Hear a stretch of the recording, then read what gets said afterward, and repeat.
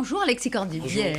Bonjour Alexis Corbière, député de la France Insoumise de Seine-Saint-Denis. Information LCI que je vous soumets tout de suite, Alexis Corbière. Emmanuel Macron veut remettre la réforme des retraites sur les rails avant la fin de son quinquennat. Pour lui, c'est un enjeu de justice. Et pour vous?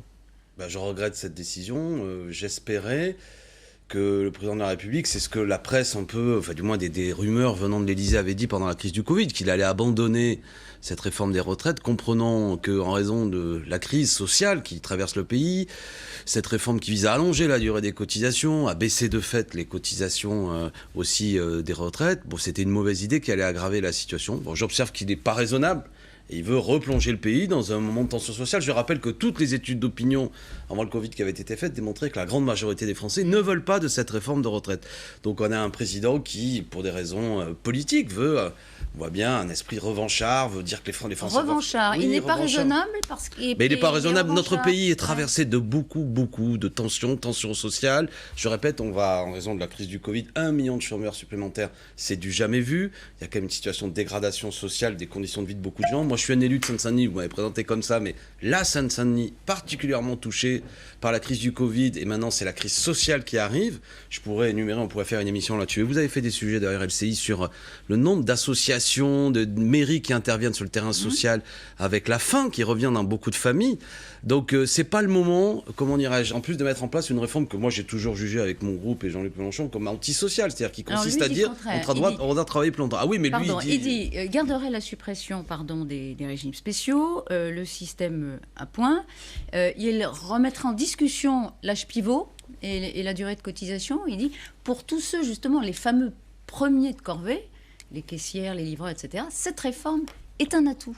Oui, mais ça, on a échangé mille arguments. Oui, on va pas recommencer. Et voilà, je veux dire, non, il s'agit de faire travailler les gens plus longtemps, de rallonger la durée de cotisation. C'est ça qu'il a expliqué depuis le début. Mais si, c'est ce qu'il dit. Je veux dire, ça revient au même. Ou alors, à quoi sert cette réforme? De quoi parle-t-on? Ce dont on parle depuis le début, c'est qu'il s'agit que pour pouvoir bénéficier d'une retraite à taux égal, actuellement, il faudra cotiser plus longtemps. C'est ça qui est le cœur de sa réforme. Alors qu'il soit obligé, en raison effectivement du fait qu'on vient de traverser 2 mois où toute une série de sujets que nous portons depuis des années ont été mis en lumière, c'est-à-dire le fait que dans ce pays, les salariés, notamment de secteurs fondamentaux, sont extrêmement mal rémunérés, travaillent dans des conditions difficiles, nos infirmières, nos héroïnes, enfin je féminise le métier, mais je veux dire, on est les 4e plus mal payés d'Europe, ceux qui ont été en première ligne lors de cette crise du Covid. L'hôpital public a été abîmé par les politiques successives et celles d'Emmanuel Macron. À l'évidence, sur ce sujet, il n'a pas renoncé. Il n'a pas renoncé à réformer d'ici 2022, le président. Non, mais n'utilisons pas le mot réformer, parce que moi aussi, je suis pour des réformes. Ça, c'est des contre-réformes, c'est des reculs sociaux. Il fait ça, il y aura une protestation. Du moins, moi, je serai avec mes amis en première ligne pour dire qu'il ne faut pas rallonger la durée de cotisation, partir à 64 ans pour avoir seulement droit à une retraite à taux complet. Je veux dire, ce qui, même, on se souvient, selon les calculs, ça pouvait même monter jusqu'à 67 ans, etc. Moi, je ne suis pas d'accord. Les gens sont usés au travail. Il ose le faire et il vous aura en face. Moi, c'est ce que... Enfin, je veux dire... Qu'on se comprenne bien. J'invite toutes les forces sociales, si c'est le cas, et je pense que, d'ailleurs, on va en prendre l'initiative, que toutes les forces sociales, politiques, se réunissent, qui étaient opposées à la réforme des retraites, pour faire un nouveau front face à ces annonces de maintien de cette contre-réforme des retraites. Une initiative, c'est-à-dire c'est-à-dire déjà le fait qu'il faut riposter par des manifestations, c'est un droit démocratique encore maintenu, se faire entendre, réexpliquer aux Français... Donc vous envisagez déjà une manif, enfin un défilé... unitaire, je pense qu'il faut syndical, politique, qu'est-ce que vous mettez dans... Vu que c'est une info LCI qui arrive, oui, etc., je dis la manière dont je réagis et que je pense que la France Insoumise va prendre l'initiative de dire à toutes ces forces politiques et syndicales, dans le respect de chacune, etc., un syndicat, un parti politique n'est pas exactement la même chose, mais qu'est-ce que nous faisons, nous qui étions déjà opposés à cette réforme des retraites, pour que à la rentrée sociale, etc., on puisse se faire entendre, parce qu'il est hors de question de laisser faire cela. Ce sera mauvais pour les Français, je répète. Il n'y a qu'un président comme Emmanuel Macron qui pense que ça n'a pas d'effet social que de dire qu'il faut travailler encore plus longtemps pour pouvoir bénéficier d'une retraite à taux complet. Je rappelle que beaucoup de gens n'arrivent pas à aller jusqu'au bout actuel des cotisations pour bénéficier de la retraite. Donc ça veut dire des retraités pauvres. Encore plus de retraités pauvres si la durée de cotisation se rallonge. Et je le répète que comme élu de Seine-Saint-Denis, j'ai déjà suffisamment de pauvreté sur les bras. Et tout le monde a de la pauvreté, on le voit bien autour de nous. On ne va pas en rajouter. Donc il faut qu'Emmanuel Macron comprenne l'état du pays dans lequel il est. Il ne le comprend pas. Ben, manifestement, il est dans des obsessions, un extrémisme, j'ai envie de dire, libéral,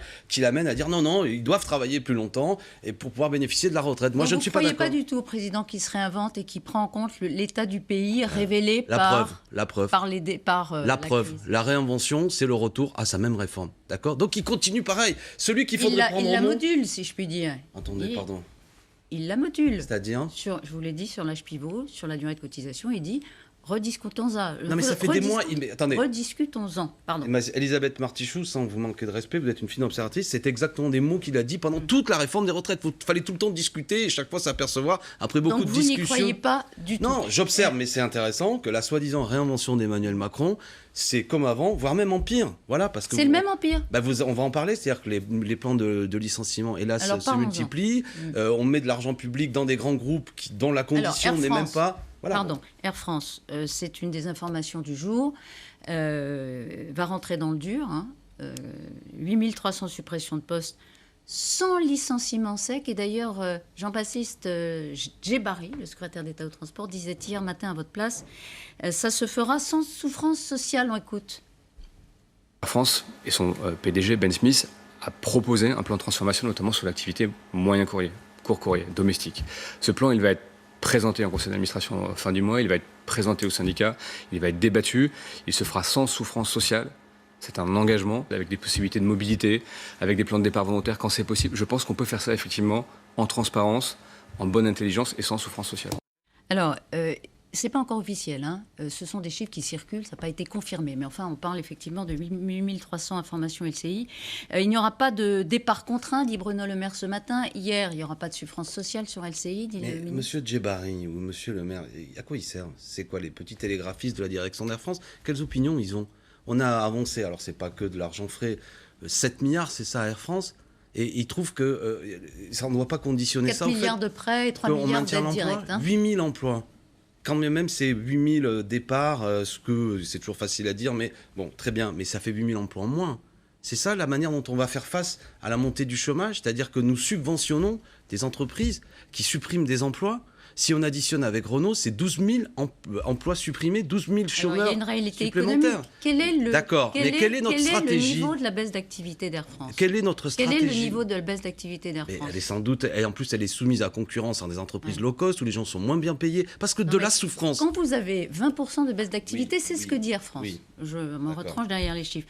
Comment vous faites ? Mais tout ça est peut-être aussi la conséquence d'une libéralisation du marché, une fois de plus de concurrence avec des compagnies qui pratiquent du low cost à outrance. Mais c'est ça aussi la réalité d'une compagnie aérienne. Vous le voyez bien, les gens prennent moins l'avion. C'est très bien. Réalité. La question que je pose là, c'est les pouvoirs publics, l'argent public, l'argent de vos impôts, mon argent public. Est-ce qu'il sert à aider des groupes qui suppriment des emplois ? Je pose la question. Est-ce que c'est une bonne stratégie ? Mais alors il faudrait laisser Air France sans aide publique ? Quel est le plan ? Il faut laisser Air France aller à la faillite ? Attendez, quel est le plan qui a été proposé par Air France ou Renault notamment, ces deux grands groupes qui ont été dernièrement épaulés par l'argent public? C'est quoi qui est prévu? Moi, ce que j'observe, c'est qu'on a le sentiment, que ce soit Djebari ou Le Maire, on ne sait pas très bien, eux, quelle est leur stratégie, comment ils voient les choses. Ils accompagnent ça, ils trouvent que c'est bien. Ou est-ce que peut-être que de l'argent public doit être investi autre part, ou peut-être qu'on doit conditionner cette aide à toute une série de choses, à un redéveloppement sur d'autres secteurs. On doit aussi peut-être, ces grandes compagnies, les aider face à une concurrence souvent déloyale de groupes qui font des vols low cost avec des salariés sur ces compagnies particulièrement maltraités. Quand il dit qu'il n'y a pas de souffrance sociale, non mais je voudrais terminer là-dessus. Quand il dit qu'il n'y a pas de souffrance sociale pour les collègues qui vont rester, continuer à travailler.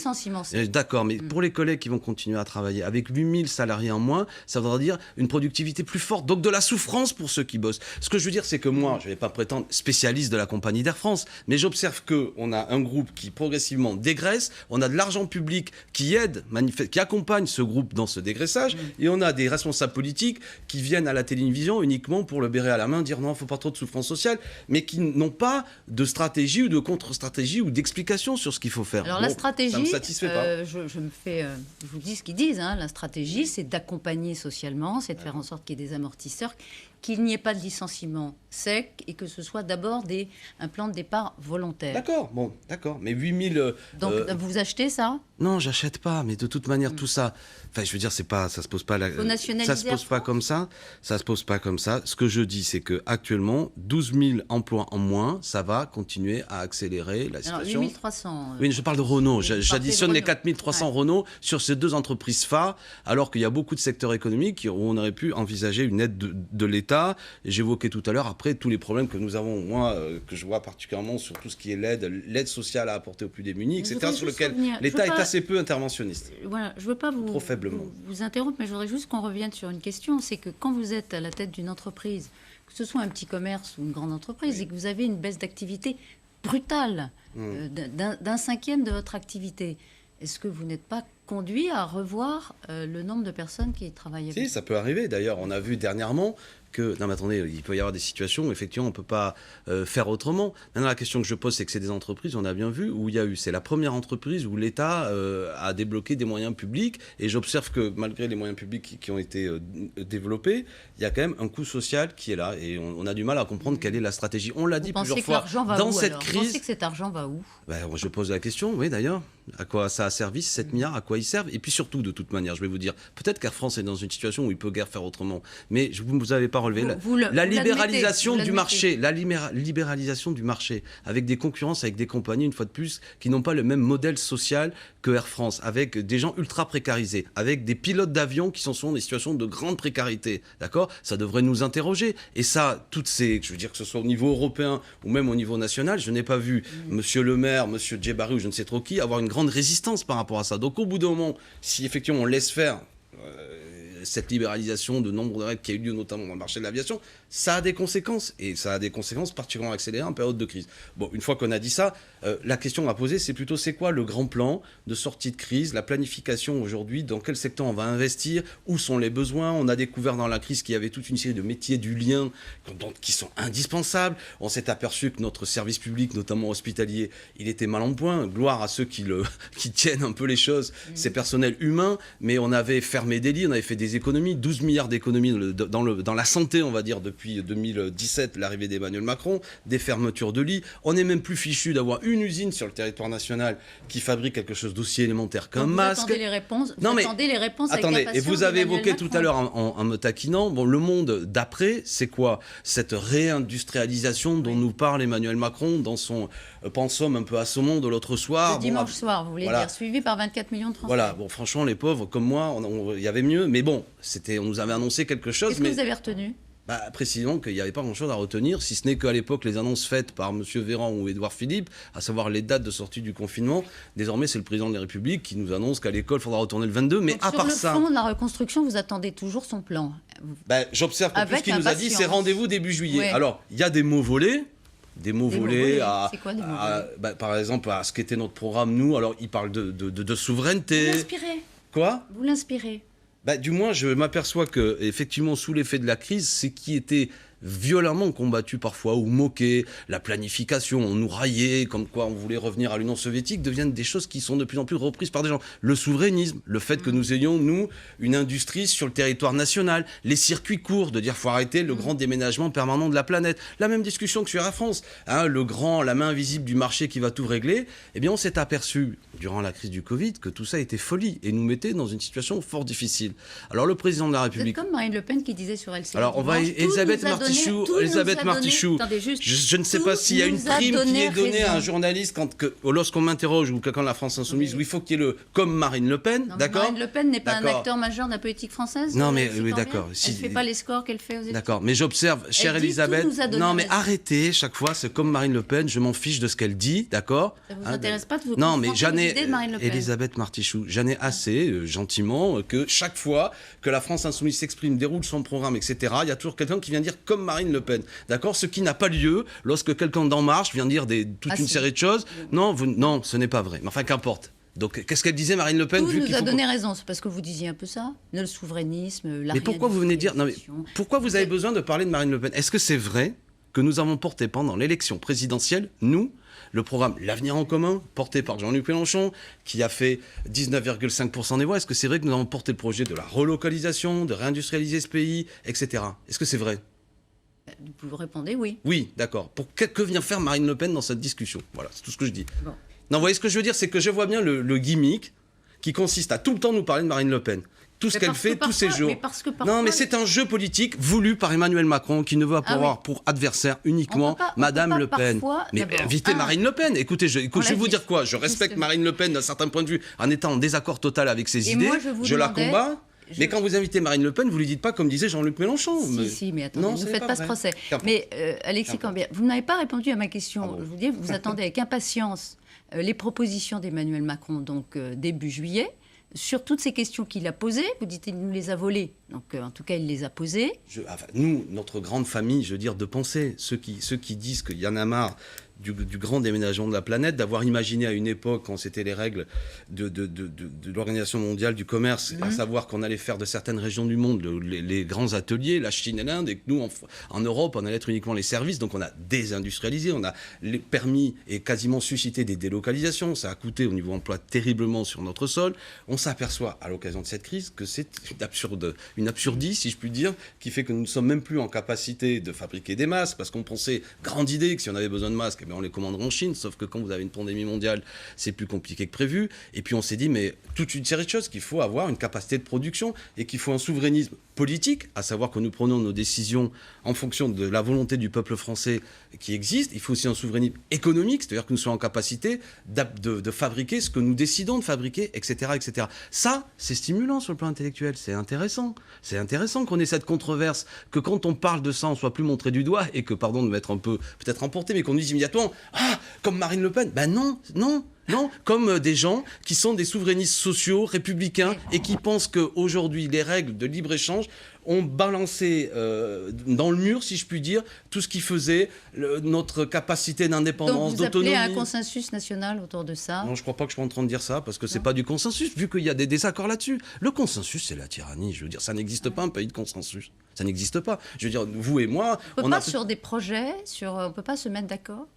Il faut rechercher la plus large adhésion, mais consensus. Moi, je veux dire, on va pas tous... Il y a des gens dans ce pays qui pensent qu'il y a trop de services publics, trop de dépenses sociales, et il y a des gens comme moi qui sont des partageux, qui ont une autre opinion. Ben, on fait tous un peuple, on discute, et puis un jour, on a inventé le suffrage et on règle ça, et puis voilà, vous comprenez?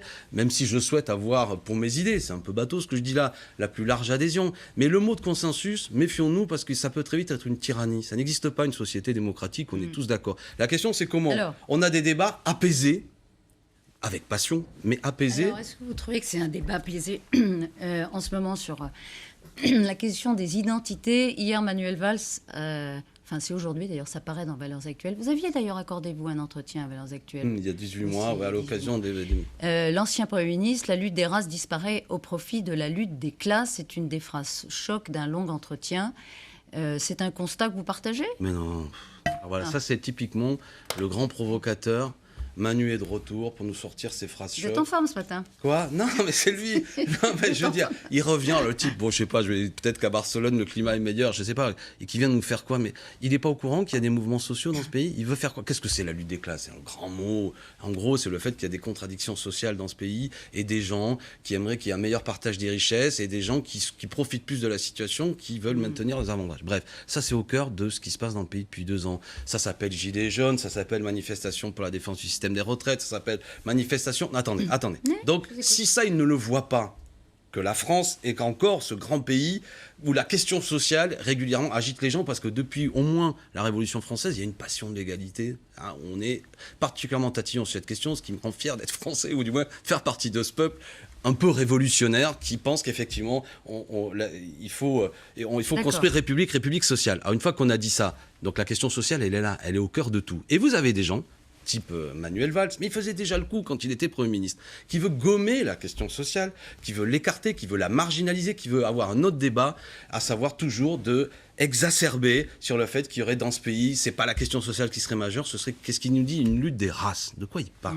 De quoi il parle? Alors, est-ce qu'on peut traduire ça, si on essaye de faire l'exégèse de ce qu'il dit, par le fait que, et c'est un constat contestable, qu'il y a des luttes identitaires en France depuis quelques années qui prennent le pas, effectivement, sur des luttes voilà. qui étaient plus ça, c'est notre discussion. Moi, une fois de plus... Vous êtes d'accord, finalement, non, mais j'ai pas besoin au-delà de la phrase choc, pardon, pas besoin de lui?